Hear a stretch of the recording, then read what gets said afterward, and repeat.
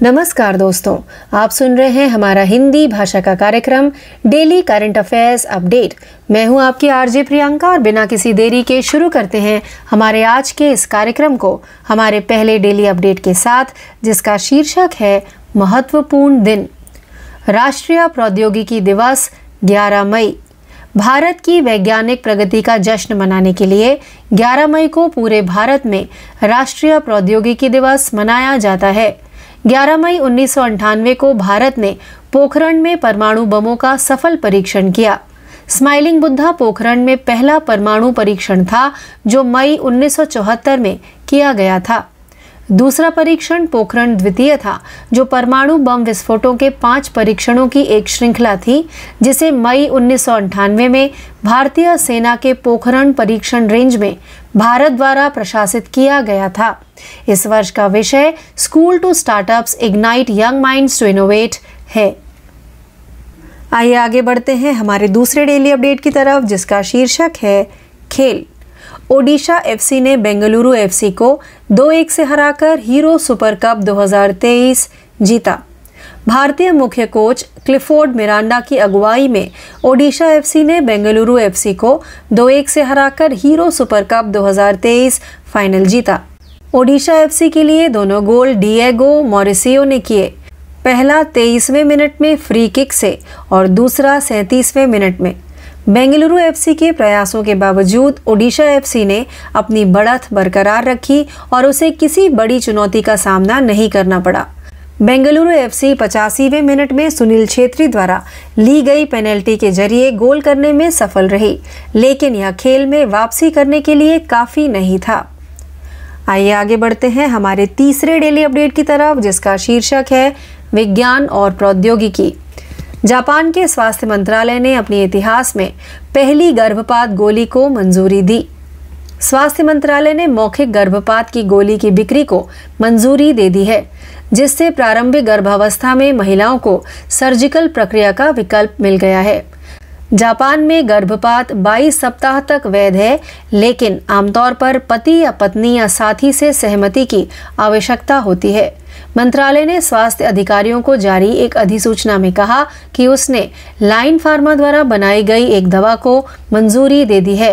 स्वास्थ्य मंत्रालय द्वारा प्रारंभिक चरण की गर्भावस्था को समाप्त करने के लिए इस्तेमाल की जाने वाली दवा को मंजूरी देने के बाद गर्भपात की गोली पहली बार जापान में उपलब्ध होगी। फ्रांस 1988 में गर्भपात की गोली को मंजूरी देने वाला पहला देश था और अमेरिका में यह 2000 से उपलब्ध है। आइए आगे बढ़ते हैं हमारे चौथे डेली अपडेट की तरफ, जिसका शीर्षक है पुरस्कार। दलाई लामा को 64 साल बाद व्यक्तिगत रूप से 1959 का रामन मैगसेसे पुरस्कार मिला। तिब्बती आध्यात्मिक नेता दलाई लामा को 1959 का रामन मैगसेसे पुरस्कार फाउंडेशन के सदस्यों ने 64 साल बाद व्यक्तिगत रूप से उनके आवास पर प्रदान किया। रामन मैगसेसे पुरस्कार फाउंडेशन के अध्यक्ष सुसन्ना बी अफान और फाउंडेशन ट्रस्टी एमिली ए अबेरा ने नोबेल शांति पुरस्कार विजेता दलाई लामा से मुलाकात की और 64 साल बाद व्यक्तिगत रूप से 1959 का रामन मैगसेसे पुरस्कार प्रदान किया। तिब्बती आध्यात्मिक नेता के कार्यालय के अनुसार उनके बड़े भाई ग्यालो थोंडेन को अगस्त 1959 में फिलीपींस के मनीला में उनकी ओर से मैगसेसे पुरस्कार मिला था। आइए आगे बढ़ते हैं हमारे 5वें डेली अपडेट की तरफ, जिसका शीर्षक है नियुक्ति। पंकज सिंह निर्विरोध चुने गए साइकिलिंग फेडरेशन के अध्यक्ष। नोएडा से बीजेपी विधायक और केंद्रीय रक्षा मंत्री राजनाथ सिंह के बेटे पंकज सिंह को नैनीताल में वार्षिक आम सभा की बैठक में cycling federation of India CFI के अध्यक्ष के रूप में निर्विरोध चुना गया है। मनिंदर पाल सिंह लगातार दूसरी बार महासचिव चुने गए, जबकि केरल के सुदेश कुमार को कोषाध्यक्ष चुना गया। Cycling federation of India CFI से संबद्ध 26 राज्यों और बोर्डों ने नैनीताल में आयोजित वार्षिक आम सभा बैठक में भाग लिया। आइए आगे बढ़ते हैं हमारे 6वें डेली अपडेट की तरफ, जिसका शीर्षक है विविध। प्रधानमंत्री अक्टूबर में करेंगे राष्ट्रीय खेलों का उद्घाटन, गोवा के मुख्यमंत्री। गोवा के मुख्यमंत्री प्रमोद सावंत ने कहा कि प्रधानमंत्री नरेंद्र मोदी अक्टूबर 2023 में गोवा में राष्ट्रीय खेलों का उद्घाटन करेंगे। वह खेलों की तैयारियों की समीक्षा करने के लिए भारतीय ओलंपिक संघ की अध्यक्ष पीटी उषा के साथ बैठक करने के बाद संवाददाताओं से बात कर रहे थे। राज्य के खेल मंत्री गोविंद गौडे ने भी बैठक में भाग लिया। मुख्यमंत्री ने बाद में संवाददाताओं से कहा, अस्थायी रूप से उद्घाटन 23 या 24 अक्टूबर को होगा, जो प्रधानमंत्री के कार्यक्रम पर निर्भर करेगा। उन्होंने कहा कि खेल 10 नवंबर तक जारी रहेंगे। आइए आगे बढ़ते हैं हमारे 7वें डेली अपडेट की तरफ, जिसका शीर्षक है नियुक्ति। हरिहर मिश्रा ने association of asset reconstruction companies के सीईओ के रूप में कार्यभार संभाला। हरिहर मिश्रा ने association of asset reconstruction companies के मुख्य कार्यकारी अधिकारी के रूप में कार्यभार संभाला है। एसोसिएशन, जो सभी एसेट रिकंस्ट्रक्शन कंपनीज एआरसी की आवाज है, 8 साल से अधिक समय से सक्रिय है। वर्तमान में भारतीय रिजर्व बैंक के साथ 28 एआरसी पंजीकृत हैं। मिश्रा, जिन्होंने 1982 से 2004 तक भारतीय स्टेट बैंक के साथ काम किया, कार्यकारी और निदेशक स्तर की विभिन्न भूमिकाओं में एआरसी में उन प्रारंभिक दिनों 2004 से आज तक परिसंपत्ति पुनर्निर्माण क्षेत्र से जुड़े रहे हैं।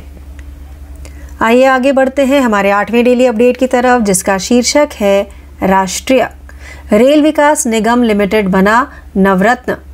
रेल मंत्रालय के केंद्रीय सार्वजनिक क्षेत्र के उद्यम रेल विकास निगम लिमिटेड आरवीएनएल को नवरत्न का दर्जा दिया गया है। आरवीएनएल को 24 जनवरी 2003 को पीएसयू के रूप में शामिल किया गया था।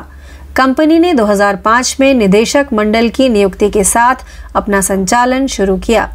कंपनी को सितंबर 2013 में मिनी रत्न का दर्जा दिया गया था। आरवीएनएल को नवरत्न का दर्जा दिए जाने से शक्तियों का प्रत्यायोजन, अधिक परिचालन स्वतंत्रता और वित्तीय स्वायत्तता बढ़ेगी, जिससे इसकी प्रगति को भारी प्रोत्साहन मिलेगा।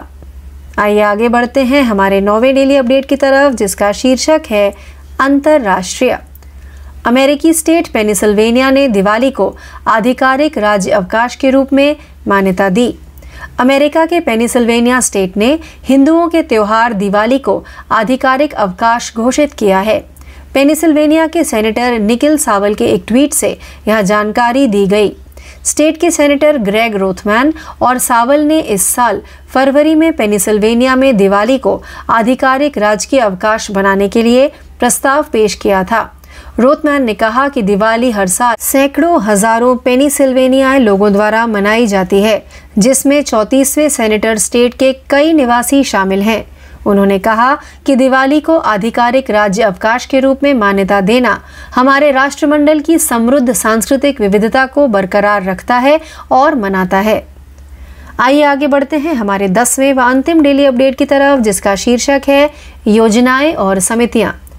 उत्तर प्रदेश सरकारी विभागों में 100% ईवी के साथ पहला भारतीय राज्य बनने के रास्ते पर।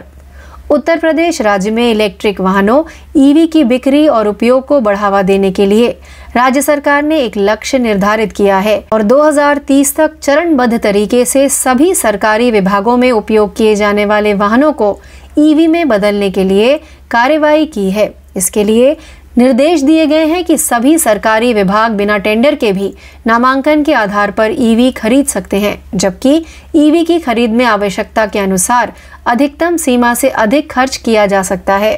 सरकार ने 14 अक्टूबर को उत्तर प्रदेश इलेक्ट्रिक वाहन विनिर्माण और गतिशीलता नीति 2022 को अधिसूचित किया। तो इस अपडेट के साथ ही हमारा आज का यह हिंदी भाषा का कार्यक्रम डेली करंट अफेयर्स अपडेट यही समाप्त होता है। ज़्यादा जानकारी के लिए हमसे यूं ही जुड़े रहिए। मैं आपकी आरजे प्रियंका आपसे यहीं विदा लेती हूँ। धन्यवाद।